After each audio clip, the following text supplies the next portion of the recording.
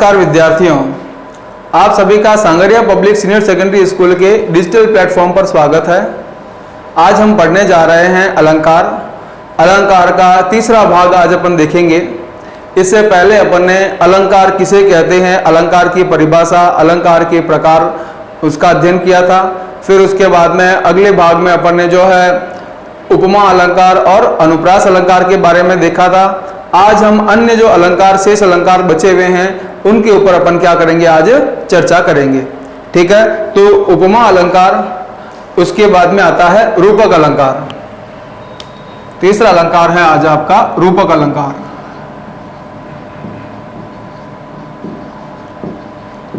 रूपक अलंकार, रूपक अलंकार में क्या करता है, उपमेय, उपमान का रूप धारण कर लेता है।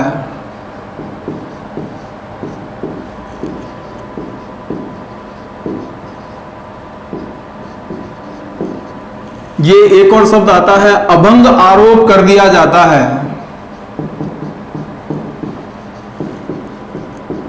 अभंग आरोप कर दिया जाता है। ठीक है, ऐसा शब्द भी अपने आता है इसमें परिभाषा में। अभंग आरोप और रूप धारण कर लेना एक ही बात हुई। जैसे आपके चरण कमल,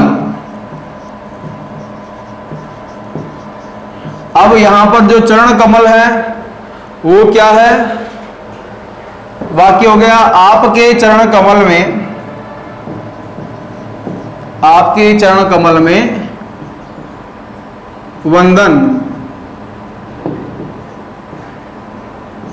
ठीक है, तो चरण कमल जो आया है, इसमें क्या हो गया कि ये जो चरण और कमल की तुलना हुई, लेकिन यहां पर समानता व्यक्त नहीं की, कोई वाचक शब्द नहीं रहता है, वाचक शब्द नहीं रहता है। दूसरा क्या होता है, बीच में योजक चिन्ह होता है। तीसरा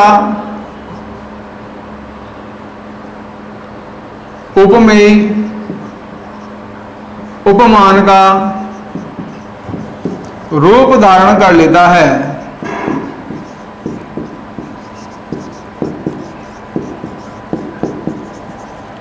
तो जैसे अपन चरण कमल कहते हैं, चरण कमल की जहां अपन बात करेंगे तो चरण रूपी कमल, ये सब छुपा हुआ रहेगा।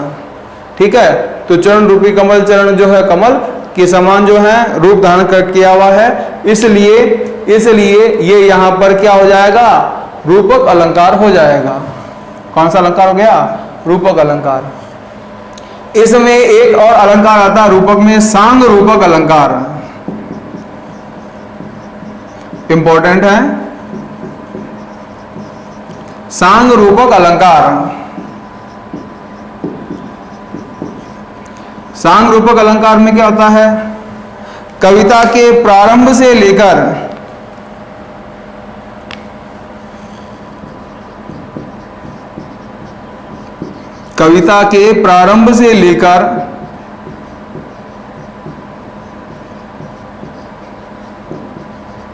अंत तक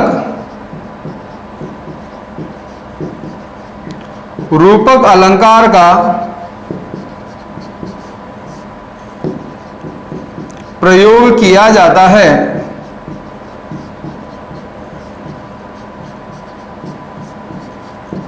वो क्या हो जाता है, वो हो जाता आपका सांग रूपक अलंकार। जैसे आप लोगों ने 11वीं क्लास के अंदर एक कविता पढ़ी थी जिसमें आपके बात सीधी थी पर, है ना, पढ़ा था अपन ने। इसी तरह से छोटा मेरा खेत चौकोना, ये जो कविताएं पढ़ी थी उसमें आपके कविता के प्रारंभ से लेकर अंत तक रूपक अलंकार चलता है। तो वहां पर कौन सा अलंकार हो जाएगा, सांग रूपक अलंकार हो जाएगा। वो रूपक का ही एक भेद है। ठीक है, और अन्य भी भेद हैं, वो आपके पाठ्यक्रम में नहीं है या आपके जो है प्रयोग कम आते हैं। तो अभी रूपक में अपन इतना ही समझें, रूपक सांग रूपक। ठीक है, यह समझ में आया होगा।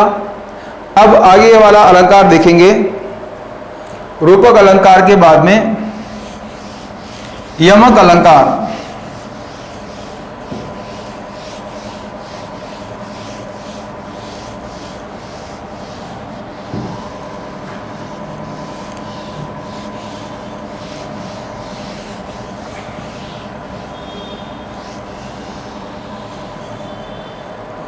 यमक अलंकार, चौथा अलंकार हो गया यमक अलंकार।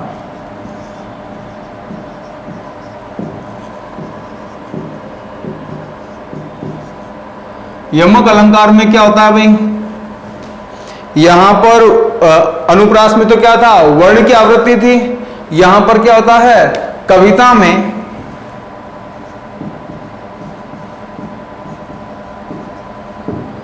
शब्द की आवृत्ति होती है।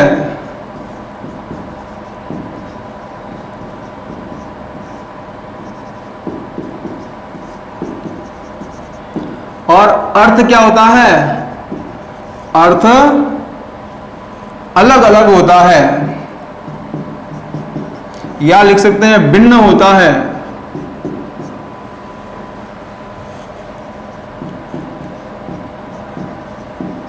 क्या कहलाता है, ये यमक अलंकार कहलाता है। ठीक है, अब उसके बाद में आके बात करेंगे भाई, जैसे जैसे कनक कनक ते 100 गुनी,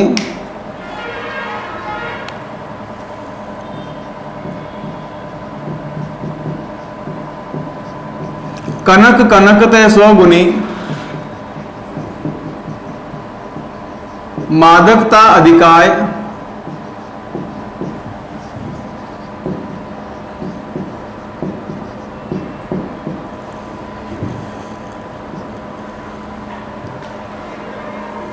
या खाए बौराए जग, वा पाए बौराए। अब यहां पर कनक कनक शब्द कितनी बार आया है, 2 बार आया है। एक शब्द का अर्थ हो जाता है सोना, कनक का अर्थ क्या हो गया, सोना, गोल्ड। एक होता है कनक का अर्थ होता है मादक द्रव्य, दतूरा। ठीक है, मादक द्रव्य, नशे का पदार्थ। ठीक है, तो सोना, गोल्ड। तो कनक कनक ते 100 गुनी, मादकता अधिकाय। अब ये जो कनक है, कनक से ज्यादा 100 गुनी अधिक मादकता रखता है, तो ये कनक क्या हो गया, सोना। ये क्या अर्थ रखता है, दतूरा। सोना दतूरे से 100 गुना अधिक मादक है। मादक मतलब नशीला, मादक मतलब नशा, नशीला है ना। अधिकाय अधिक, या खाए, खाए खाने प्रयोग लेने से,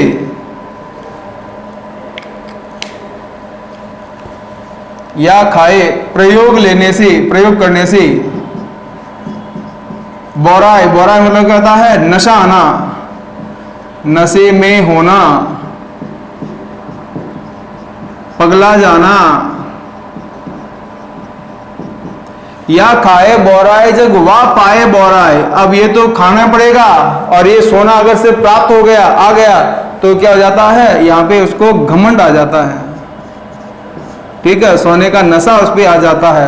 तो कनक कनक शब्द की आवृत्ति हुई, 2 बार हुई, 2 से अधिक बार भी हो सकती है, लेकिन इसमें क्या होता है, अर्थ अलग अलग रहता है, अर्थ भिन्न हो जाता है। अलंकार कौन सा हो गया, यमक अलंकार। जैसे एक उदाहरण देखिएगा, 3 बैर खाती थी वो, 3 बैर खाती थी, वो 3 बैर खाती है।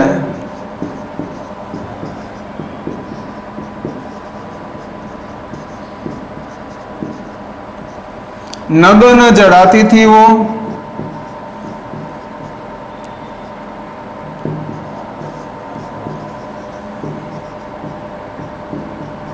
नग न जड़ाती है।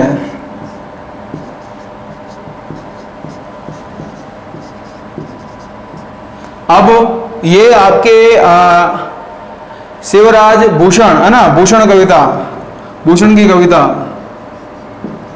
शिवा बावनी से लिया गया है।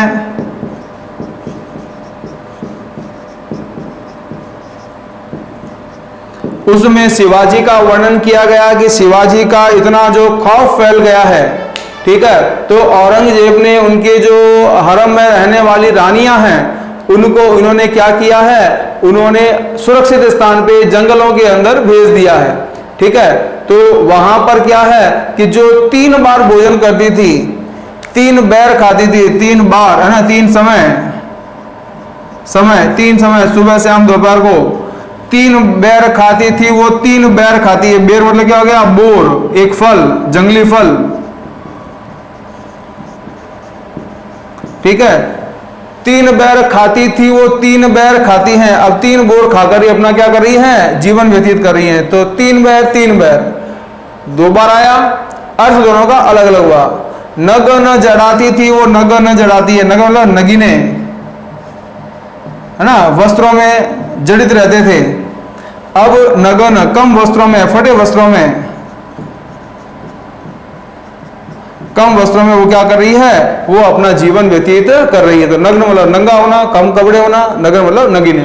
तो यहां पर 2 बार आया शब्द और अर्थ क्या होता है, हर बार अलग रहता है। तो वो क्या कहलाता है, वो आपके यमक अलंकार कहलाता है।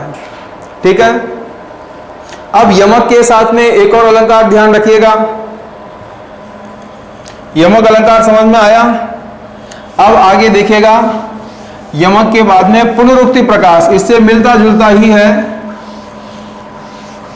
इसमें आपके क्या रहता है, इसमें शब्द की आवृत्ति होती है लेकिन अर्थ वही रहता है, अर्थ में कोई परिवर्तन नहीं होता है।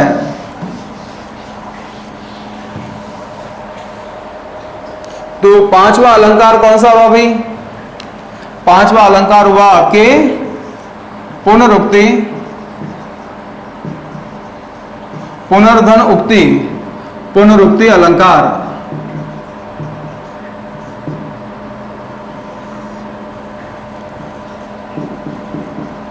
शब्द की आवृत्ति होती है,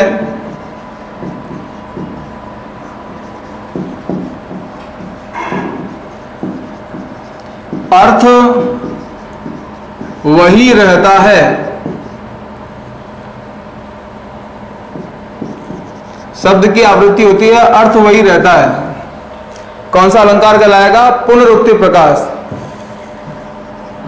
पुनरुक्ति। ठीक है, इसमें क्या होता है, उक्ति कथन क्या होती है, 1 से 2 बार आती है लेकिन अर्थ वही रहता है। इसमें ध्यान क्या रखना है, अर्थ वही रहता है। ठीक है, अर्थ बदल जाए तो वो यमक अलंकार हो जाता है, अर्थ वही रहे तो पुनरुक्ति प्रकाश। जैसे वह धीरे धीरे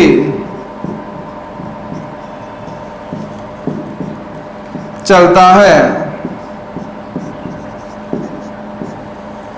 ठीक है, या आपके पंक्ति कौन सी, हरिवंश राय बच्चन की, दिन जल्दी जल्दी ढलता है। ठीक है, तो यहां पर जैसे शब्द आया धीरे धीरे, 2 बार आया, अर्थ वही है, तो अलंकार कौन सा हो जाएगा, पुनरुक्ति प्रकाश। दिन जल्दी जल्दी ढलता है, जल्दी जल्दी शब्द की आवृत्ति और अर्थ वही रहे, अलंकार कौन सा हो जाएगा, अलंकार हो जाएगा पुनरुक्ति प्रकाश अलंकार। यमक अलंकार में अर्थ अलग अलग रहेंगे, पुनरुक्ति प्रकाश में अर्थ वही रहेगा। यहां पर वर्ण नहीं, यहां पर क्या है, शब्द की आवृत्ति। ध्यान रखना, शब्द इंपॉर्टेंट है। ये यहां पर भी रहेगा लेकिन यहां पर क्या रहेगा, यहां पर अर्थ अलग अलग रहेंगे। ठीक है, अर्थ भिन्न रहेंगे। तो यमक अलंकार और पुनरुक्ति प्रकाश अलंकार समझ में आया होगा। आगे बढ़ते हैं, श्लेष अलंकार।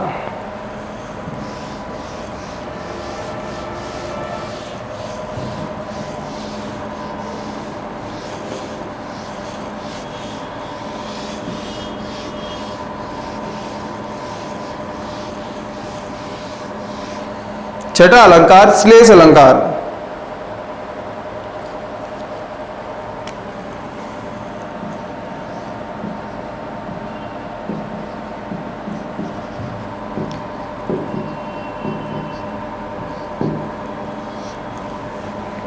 श्लेष का शाब्दिक अर्थ क्या होता है? श्लेष का शाब्दिक अर्थ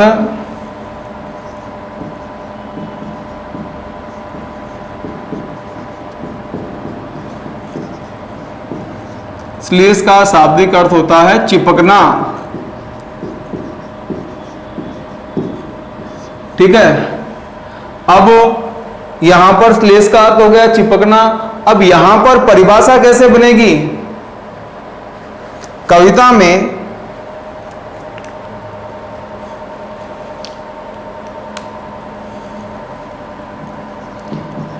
में शब्द एक बार आता है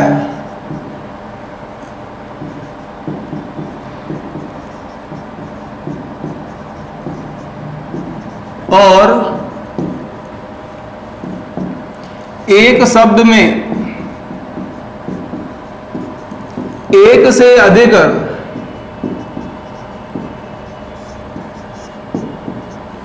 अर्थ चिपके रहते हैं,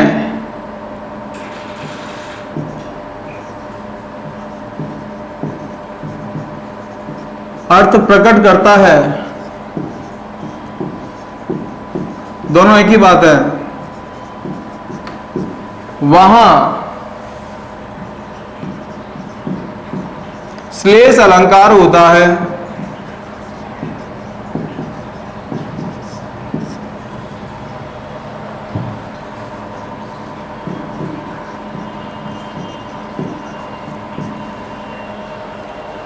अब श्लेष अलंकार की जहां अपन बात करते हैं तो श्लेष में अपन क्या करेंगे? जैसे रहीमन पानी राखिए, रहीमन पानी राखिए, बिन पानी सब सून,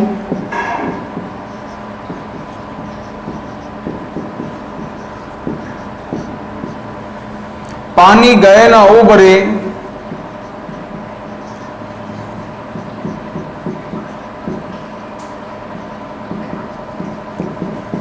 मोती मानस चून। रहीमदास जी कहते हैं कि पानी रखना चाहिए, पानी के बिना सब सुना है, बिना पानी के कोई जो है मतलब नहीं है। पानी अगर चला जाता है तो कोई मतलब नहीं रहता है। अब पानी शब्द इस पंक्ति में देखना, इस पंक्ति की अपन बात करेंगे। किसकी? इस पंक्ति की अपन बात करेंगे। पानी शब्द आया है एक बार, पानी गए ना उबरे मोती मानस चून। अपन ये नहीं कह सकते यहां पर भी पानी आया, यहां पर भी पानी आया। अलंकार किस पंक्ति में है? अलंकार इस नीचे वाली पंक्ति में है। किसमें? इस नीचे वाली पंक्ति में। पानी शब्द एक बार आया, पानी गए ना उबरे मोती मानस चून। यहां पर मोती के लिए पानी का अर्थ क्या हो जाएगा? मोती के लिए हो जाएगा चमक। बिना चमक वाला मोती कोई काम का नहीं है। पानी गए ना उबरे, पानी चला गया तो इसका मूल्य खत्म हो जाता है। मानस मनुष्य के लिए क्या हो गई? उसकी इज्जत हो गई। एक बार अगर मनुष्य की इज्जत चली गई है तो उसके बाद वो क्या है? उसका कोई जीना बेकार है। तो मोती मानस चून, चून मतलब चूना, चूने के लिए क्या रहेगा? साधारण, साधारण जल। तो ये आपके क्या हो जाएगा? ये आपके ये इसका हो जाएगा तीसरा अर्थ। तो पानी शब्द के कितने अर्थ हो गए? मोती के लिए चमक, मनुष्य के लिए इज्जत और चूने के लिए साधारण जल। जैसे कहते हैं कि मोती का पानी उतर गया,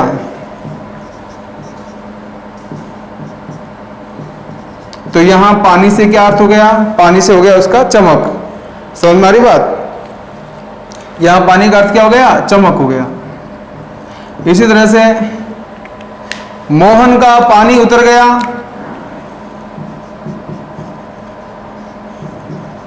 मोहन का पानी उतर गया।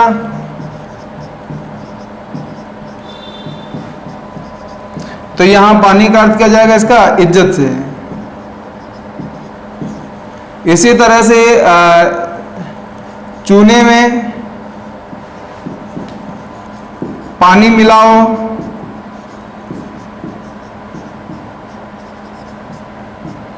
तो यहां पानी का अर्थ हो गया जल। तो ये आपके पानी शब्द एक बार आया और पानी में इतने 3 अर्थ छुपे हुए हैं, तो वो क्या कहलाता है? वो आपका कहलाता है श्लेष अलंकार। अब श्लेष के भी कितने भेद हैं? 2 भेद हैं। कितने भेद हैं? 2 भेद हैं। पहला भेद क्या है? जहां शब्द प्रधान रहता है वो कहलाता है आपका शब्द श्लेष। क्या कहलाता है? शब्द श्लेष। ये अपन ने पहले वाले भाग में पढ़ा था कि ये उभय अलंकार है, शब्द प्रधान, शब्द श्लेष। दूसरा क्या हो जाएगा इसमें? दूसरा हो जाएगा अर्थ श्लेष, जहां अर्थ प्रधान रहता है। ठीक है, यहां पर्यायवाची शब्द लिखेंगे, पर्यायवाची शब्दों का प्रयोग करते ही श्लेष खत्म हो जाएगा, तो पर्यायवाची शब्दों का प्रयोग नहीं। और अर्थ में पर्यायवाची आएंगे काम में और यहां पे नहीं आएंगे। ठीक है, तो पर्यायवाची शब्द काम में लेने पर भी वो श्लेष बना रहता है, अर्थ श्लेष, क्योंकि उसमें अर्थ प्रदान होता है। और जहां पर अब यहां पर पानी की जगह अगर अपन लिखते हैं जल, जल अगर अपन ने काम में ले लिया तो ये क्या हो जाएगा? समाप्त हो जाएगा। तो ये कौन सा अलंकार हो गया? ये आपके हो गया शब्द अलंकार। ठीक है, शब्द बदलने के बाद जो है शब्द प्रधान रहता है, तो वो कहलाता है आपका शब्द श्लेष अलंकार। ठीक है, तो श्लेष अलंकार आप लोगों को समझ में आया होगा। श्लेष अलंकार किसे कहते हैं, श्लेष अलंकार के भेद, श्लेष अलंकार के उदाहरण। एक उदाहरण और देख लेते हैं अपन श्लेष का।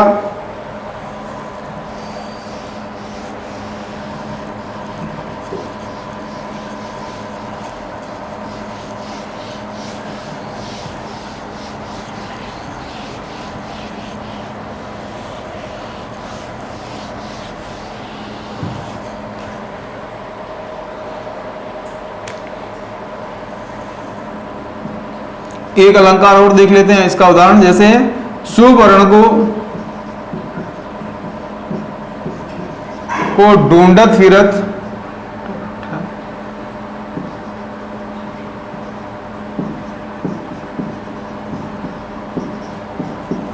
कवि कामी और चोर।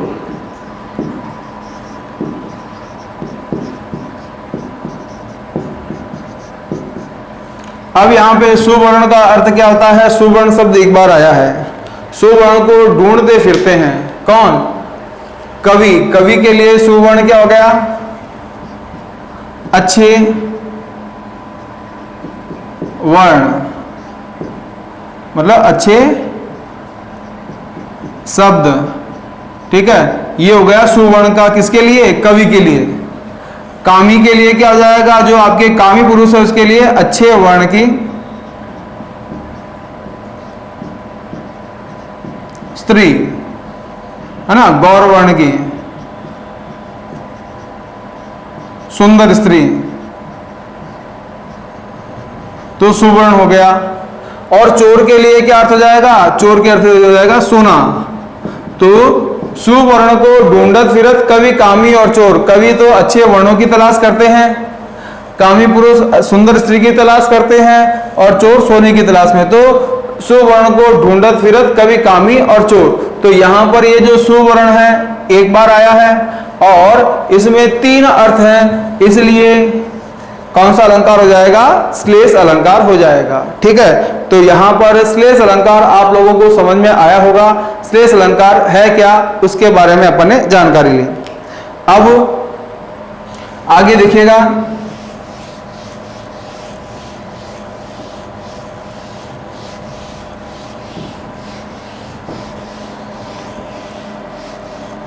सातवां अलंकार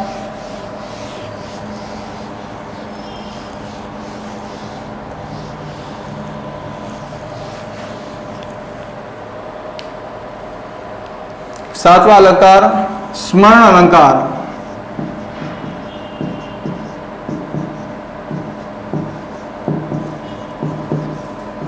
स्मरण अलंकार में क्या रहेगा? पुरानी बातें, पुरानी यादें रहती है।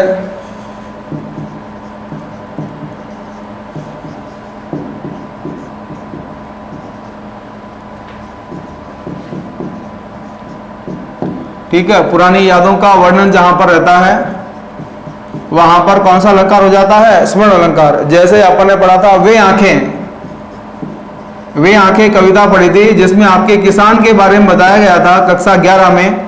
वे आंखें कविता जिसमें किसान जो है पुरानी यादों को देखकर क्या करता है? रोता है, याद करता है, पुरानी बातों को याद करता है। इसी तरह से आपके जो है भवानी प्रसाद मिश्र की जो कविता है कौन सी, जिसमें आपके जेल के अंदर जो है वो घर की याद, कौन सी? घर की याद। इसमें भी वो क्या करता है? पुरानी बातों को याद करता है, घर की याद। इस कविता में भी आपकी जो पंक्तियां हैं वो किस में आएगी? वो आपके स्मरण अलंकार में आएगी। पुरानी यादों से ये संबंधित रहता है। अब उसके बाद आगे स्मरण अलंकार के बाद में आता है आपका प्रश्न अलंकार। कौन सा अलंकार? प्रश्न अलंकार। प्रश्न अलंकार में क्या होता है? ककार,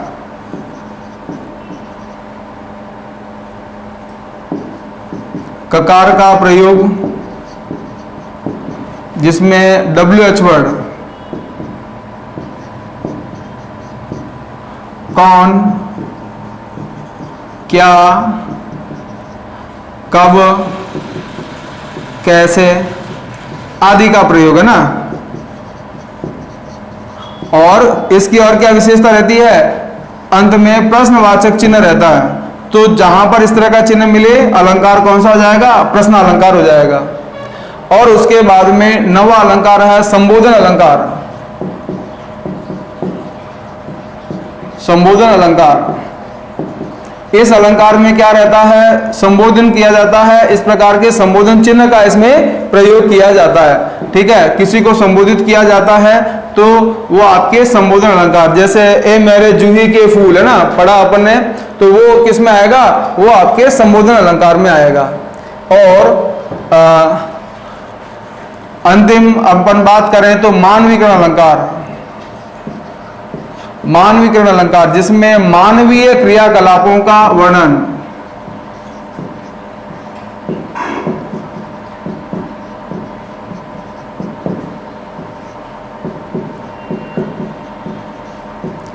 ठीक है। जैसे आपके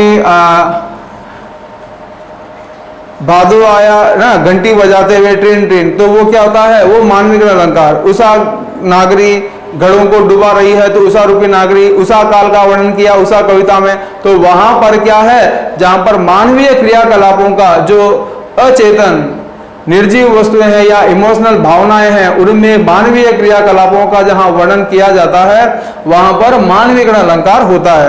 तो ये अपन ने जो है एक बेसिक तौर पर जितने भी आपके प्रश्न बनते हैं किसके? अलंकार के, और कौन कौन से आपके 9वीं से 12वीं कक्षा तक जो आपके अलंकारों का प्रयोग होता है उनका अपन ने वर्णन किया। अगले कालांश में प्रश्न कैसे बनते हैं कॉम्पिटिटिव एग्जाम में प्लस स्कूल में, उनका अपन क्या करेंगे? अध्ययन करेंगे। तब तक के लिए धन्यवाद।